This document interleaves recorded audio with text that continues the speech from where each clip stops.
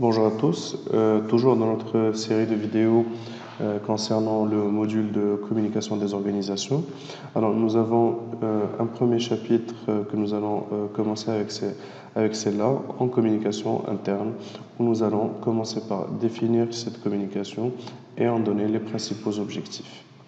Alors, la communication interne peut se définir comme l'ensemble des actions de communication destinées aux salariés d'une entreprise ou d'une organisation.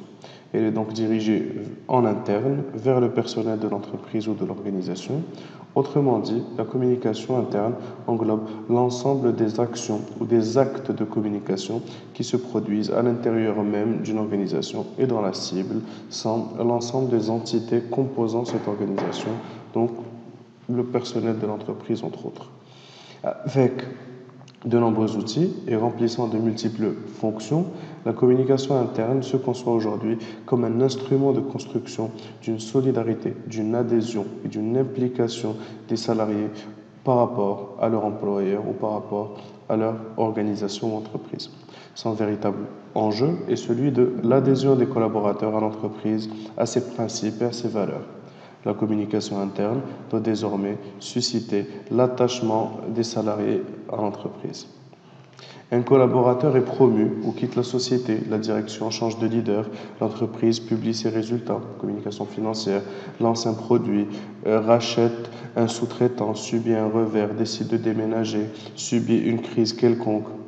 L'information doit circuler. La communication interne est là pour accompagner l'ensemble des collaborateurs au changement, accompagner l'ensemble des collaborateurs pour adhérer à une nouvelle stratégie de l'organisation, à une nouvelle stratégie de l'entreprise, à un changement de direction, à un changement de décideur, à un changement de type de management, à un nouveau recrutement, en cas de fusion, d'acquisition, à la collaboration avec de nouveaux collaborateurs venus d'ailleurs, de cultures différentes, etc. Donc la communication est très importante dans toute situation bouleversant l'activité ou la vie de l'entreprise. Alors, cet impératif s'inscrit dans la stricte logique économique selon laquelle une plus grande communication ou une meilleure communication au sein de l'organisation permet de motiver les salariés et donc d'augmenter la productivité. On ne peut pas demander à des hommes avec un grand H de participer à une œuvre collective en aveugle. Tout membre d'une organisation, pour qu'il puisse être motivé et donc productif, il doit être mis au courant, il doit être informé des stratégies, des objectifs, de la procédure à suivre ou tout simplement de ce qu'il doit atteindre ou faire et le pourquoi des choses. Alors, ils ont besoin, ces salariés, ces collaborateurs, d'être écoutés et une bonne communication a un effet positif sur le climat interne, sur l'ambiance générale de l'organisation, sur l'opinion que les salariés ont de la firme et donc sur l'image globale de l'entreprise. Les premiers clients d'une entreprise étant leurs collaborateurs. Les collaborateurs sont les premiers clients, mais sont aussi les premiers ambassadeurs de la marque. Ils vont relayer l'image de marque ou l'ambiance interne en externe par la suite. Alors, l'image de cette entreprise ou de cette organisation dépend de l'image qu'en diffusent les hommes qui y vivent. Un personnel motivé à l'interne fait une entreprise aimée à l'externe, car il se conduit en ambassadeur fidèle, crédible et positif. Alors, les trois grands objectifs de la communication interne sont partager les valeurs de l'entreprise, impliquer et valoriser les membres de l'entreprise, informer sur l'évolution de l'entreprise. En arrivant au sein d'une structure, chaque employé possède des valeurs, des motivations, des principes et une mentalité qui lui est propre.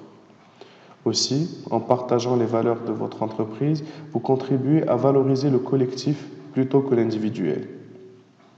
Cela revient à dire que chaque individu, en intégrant une organisation, arrive avec un bagage socioculturel, d'expérience, de vie, de travail, etc. Il a des principes, un certain nombre de valeurs. En intégrant une structure, en intégrant une organisation qui est composée de plusieurs individus ayant pour chacun leur propre background, leur propre bagage culturel ou filtre culturel.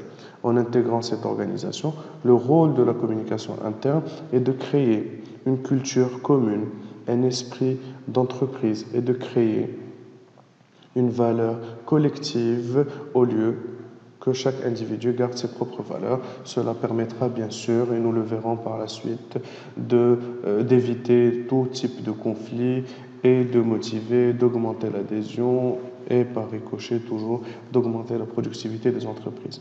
Alors le travail d'équipe forcément en sera amélioré et nous permettra d'atteindre de meilleurs résultats ou une meilleure performance organisationnelle, commerciale, etc. au sein d'une entreprise. Alors, deuxième objectif, impliquer et valoriser les membres de l'entreprise. Pour fonctionner de manière optimale, une entreprise doit pouvoir compter sur chacun de ses employés. Pour cela, tous doivent pouvoir se sentir utiles et impliqués. Cela passe en grande partie par la communication interne. Au sein d'une organisation, toute action, toute tâche, toute fonction, toute mission est aussi importante que l'autre. Très souvent, l'organisation est illustrée comme une chaîne. Chaque membre de l'organisation est un maillon de la chaîne.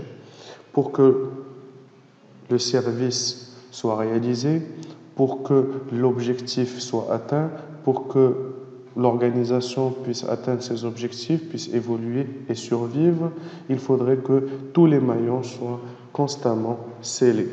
Et donc, pour cela, il faudrait impliquer l'ensemble du personnel, valoriser toutes les actions, tous les métiers au sein d'une entreprise, d'accord, du plus petit, du plus bas dans la hiérarchie jusqu'au plus haut, tout le monde a son importance et chaque métier finalement, chaque tâche ou chaque action va impliquer au niveau commercial la satisfaction de la clientèle et va impliquer aussi la satisfaction de la clientèle interne qui est dans notre cas actuel nos collaborateurs.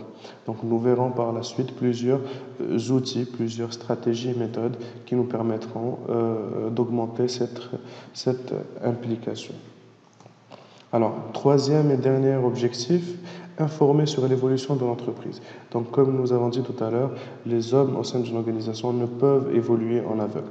Et donc, pour une communication interne optimale, il faut jouer sur la transparence. Votre équipe doit pouvoir connaître la direction que prend votre management et la santé financière de votre entreprise.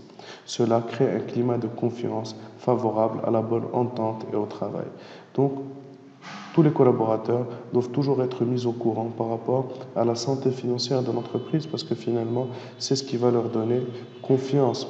La santé financière de l'entreprise, c'est-à-dire c'est une garantie pour eux d'obtenir leur salaire, d'évoluer, de faire carrière au sein de cette entreprise-là. D'accord? La direction que prend votre management aussi, parce que cela pourra éventuellement leur donner une visibilité par rapport à une évolution de carrière, par rapport à une certaine stabilité. Alors tous ces éléments-là, bien sûr, nous allons les revoir et les détailler en parlant des outils et des stratégies de la communication interne.